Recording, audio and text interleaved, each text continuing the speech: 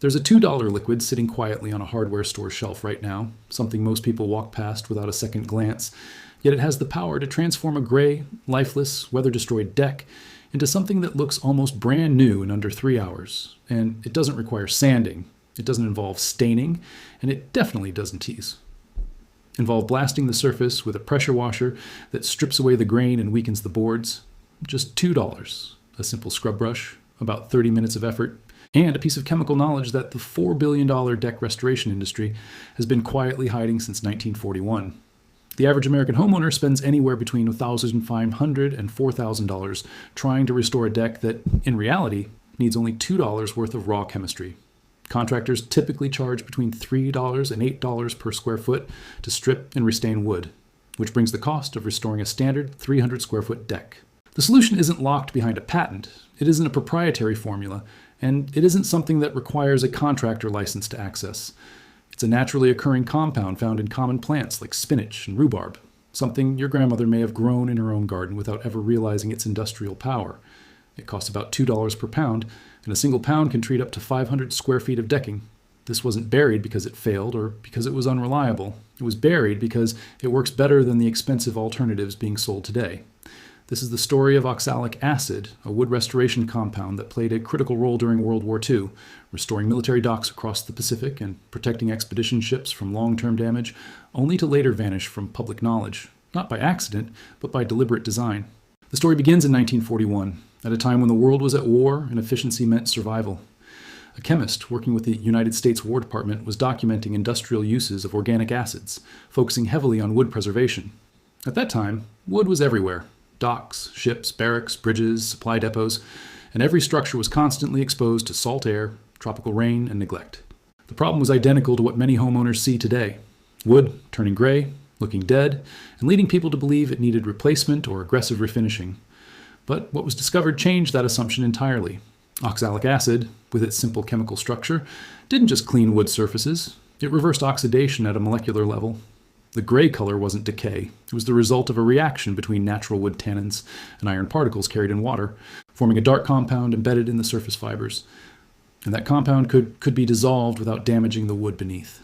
The War Department quickly deployed this method across naval bases in places like Hawaii, the Philippines, and Guam. Dock planks that had been exposed for 15 to 20 years were restored to working condition in under 2 hours per section.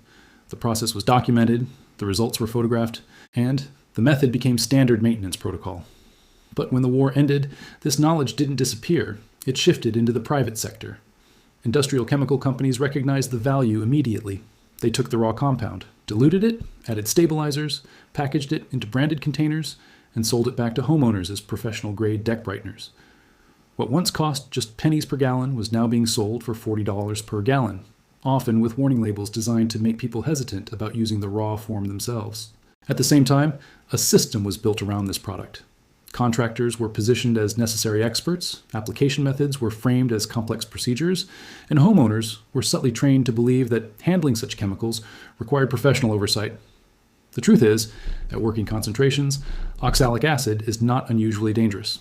In fact, common household substances like vinegar can be more acidic than a standard deck solution. The fear wasn't created for safety. It was created to build dependency, and dependency created revenue. The science behind it is straightforward but powerful. When wood is exposed to air, moisture, and environmental elements over time, oxidation occurs.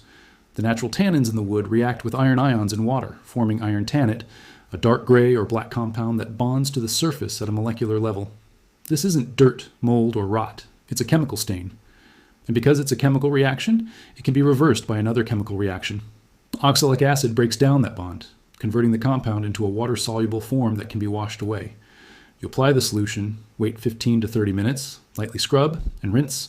The original color of the wood returns, not because it's being covered, but because the oxidation has been undone. Studies have confirmed this repeatedly. Research comparing multiple wood brightening methods has shown that a 5% oxalic acid solution outperforms commercial products in effectiveness, penetration, and preservation of the wood structure. Forestry Department analyses have also confirmed that solutions costing around $2 deliver results equal to or better than products, priced between $40 and $60 per gallon. 1 pound mixed into a gallon of warm water creates a working solution that can treat between 300 and 500 square feet. In the late 1970s and early 1980s, the market shifted. Product labels that once clearly listed oxalic acid began using vague terms like wood brightening complex. The raw powder became harder to find, moving from general shelves into specialized sections.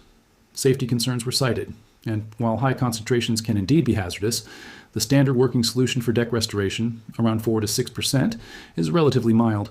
The shift wasn't about protecting consumers, it was about controlling the market. A compound that costs $2 per pound and cannot be patented doesn't fit into a business model built on high margins and repeat services. So instead of competing with it, the industry made sure fewer people knew it existed. The process itself remains simple and accessible. The compound can still be found in powder form at most hardware stores, often labeled as wood bleach or deck brightener. You mix about 1 cup, roughly 8 ounces, into a gallon of warm water until fully dissolved. The deck should be pre-wetted to ensure even absorption. The solution is then applied generously using a sprayer or brush. After sitting for 15 to 30 minutes, the gray begins to lift as the reaction takes place. A light scrub along the grain helps remove the dissolved compounds, and a thorough rinse completes the process. After drying for about 24 hours, the wood is ready for sealing if desired. The total cost for a standard 300 square foot deck comes down to about $2 for the treatment itself. Adding a basic linseed oil sealant, which costs around $25 per gallon and covers the same area, brings the total to $27. Compared to a contractor quote of $2,400, the difference is impossible to ignore. There are even documented cases of homeowners restoring decks that had been gray for over a decade, achieving results described as better than new, all for under $2. There's one limitation that cannot be ignored. This process reverses oxidation, not structural damage. If the wood is rotting, soft, or compromised beneath the surface, it will not restore strength. Those boards need to be replaced. But the majority of decks that appear worn and gray are not rotting, they are oxidized. The gray color is not a sign of failure. It's a surface-level chemical reaction that costs $2 to reverse. This knowledge never truly disappeared. It remained in military records, academic research, and technical documentation, far from the reach of the average homeowner. It waited quietly while an entire industry grew around the assumption that deck restoration required expensive tools, professional services, and costly products. And the reason it stayed hidden is simple. Once you understand that the problem is chemistry, and the solution is also chemistry, the entire system built around expensive restoration begins to fall apart.